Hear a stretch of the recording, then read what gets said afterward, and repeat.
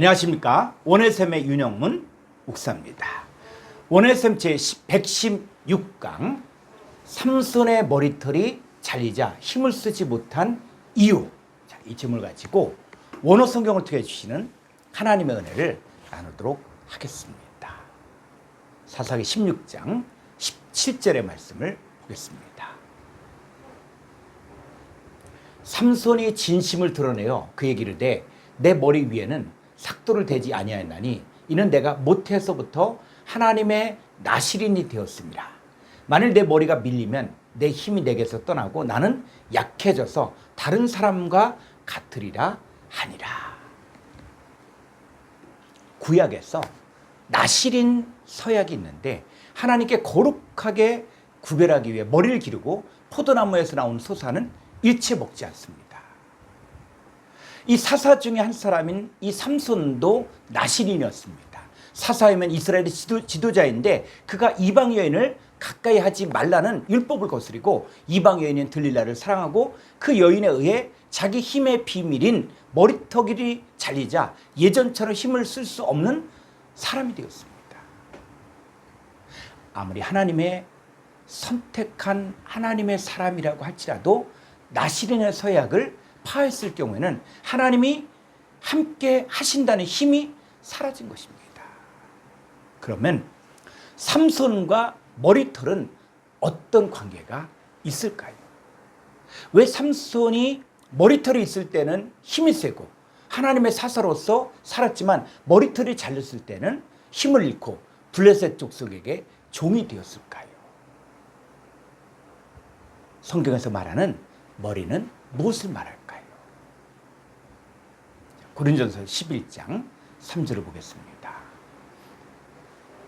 그러나 나는 너희가 알기를 원하노니 각 남자의 머리는 그리스도요 여자의 머리는 남자요 그리스도의 머리는 하나님이시니라.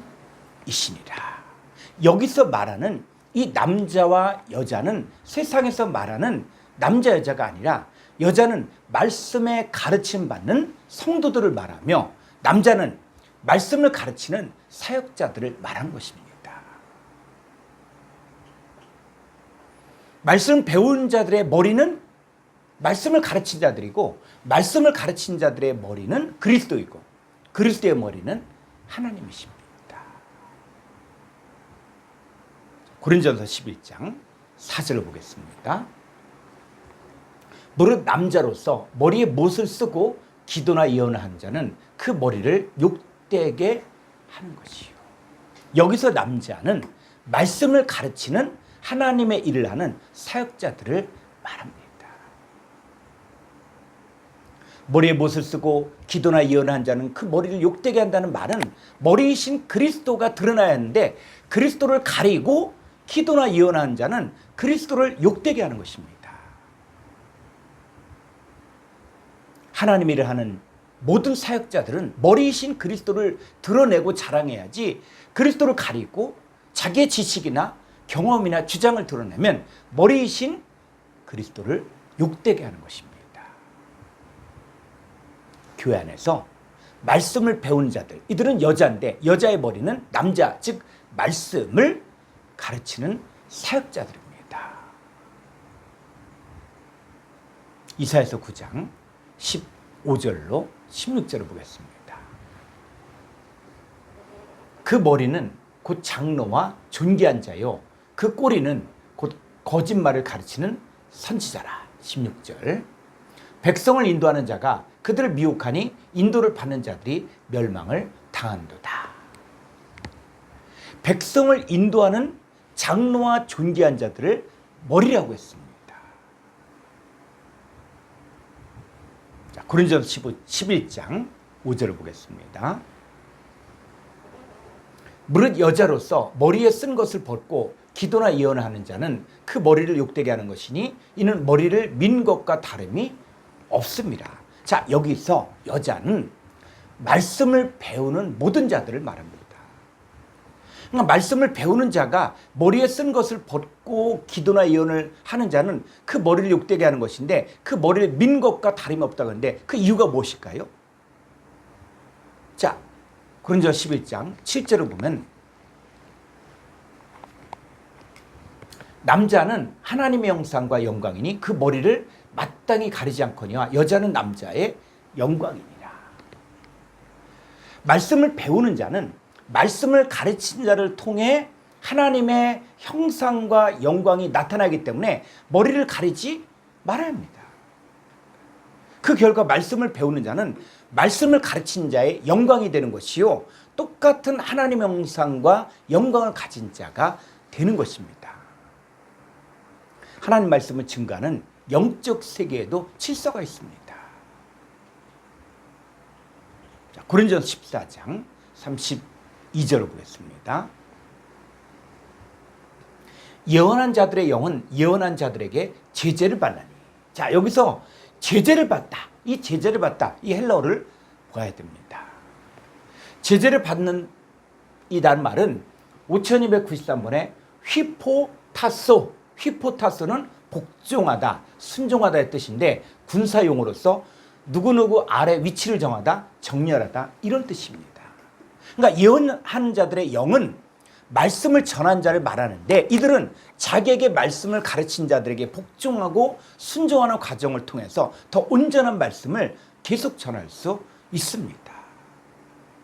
그러면 말씀을 가르친 자들의 머리, 말씀을 가르치는 남자들의 머리는 누구입니까? 그리스도예요. 예수 그리스도의 머리는 누구입니까? 아버지 하나님이십니다. 예수님의 사역을 보면은 항상 아버지를 의식했습니다. 예수님, 내가 하늘로서 온 것은 내 뜻을 행하려 함이 아니라 나를 보내신 아버지의 뜻을 행하려 함이라고 했어요. 요한복음 5장 17절에서 아버지께서 일하시니 나도 일한다고 하셨고, 또 요한복음 8장 28절에서 내가 스스로 아무것도 하지 아니하고 오직 아버지께서 가르치신 대로 이런 것을 말한 줄도 알리라고 하셨습니다. 그러니까 예수님의 모든 사역은 머리이신 아버지 하나님의 뜻대로 움직였고, 예수님을 움직인 것은 아버지 하나님이십니다. 자, 그러면 사역자들, 말씀을 가르치는 사역자들의 머리는 누구입니까? 예수님이십니다.